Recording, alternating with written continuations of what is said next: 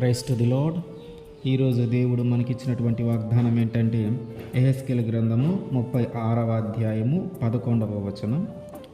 మునుపటి కంటే అధికమైన మేలు మీకు కలుగజేసేదను. ఆమేన్.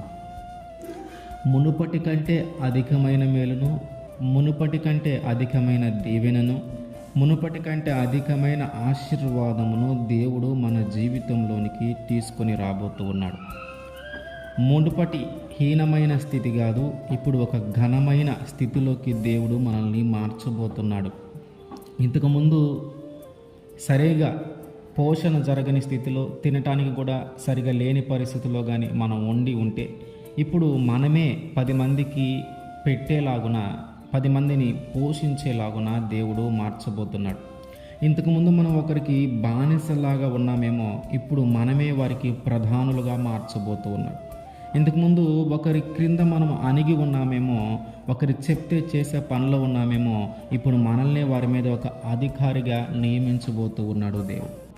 అంటే ప్రాచీనమైన స్థితి కాదు, హీనమైన స్థితి కాదు, ఒక మేలైన స్థితిలోకి దేవుడు మనల్ని తీసుకొని రాబోతున్నాడు. ఆయన ఒక మంచి ఆశీర్వాదమును మన జీవితంలో జరిగించబోతున్నాడు.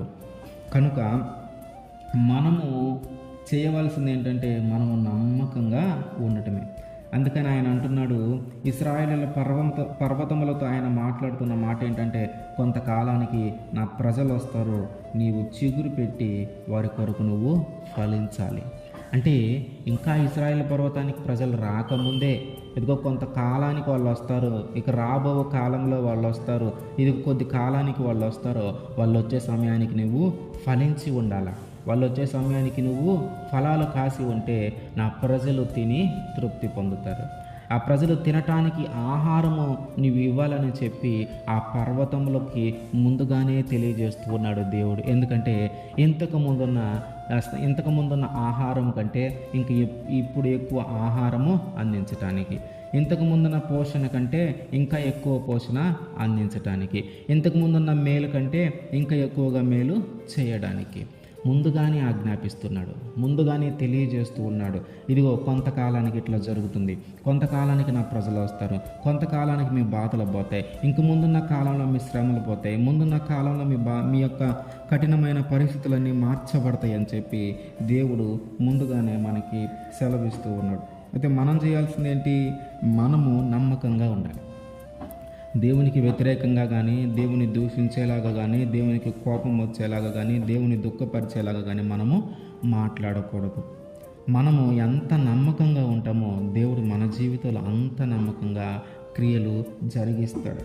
మనం ఎంత నమ్మకంగా ఉంటామో ఆయన కూడా అంతే నమ్మకంగా మన పక్షాన ఉండి మనకి చెప్పినటువంటి, మనకి వాగ్దానము చేసినటువంటి ఆ మేలంతటిని ఆయన జరిగిస్తాడు. మనము పాడైపోయిన పట్టణంలో, పాడైపోయిన ఇంటిలో, పాడైపోయిన పురములలో ఉంటే ఇప్పుడు వాటన్నిటిని మళ్ళీ నూతన పరిచేలాగున దేవుడు మునుపటి కంటే అధికమైన మేలు మనకి అనుగ్రహిస్తాడు.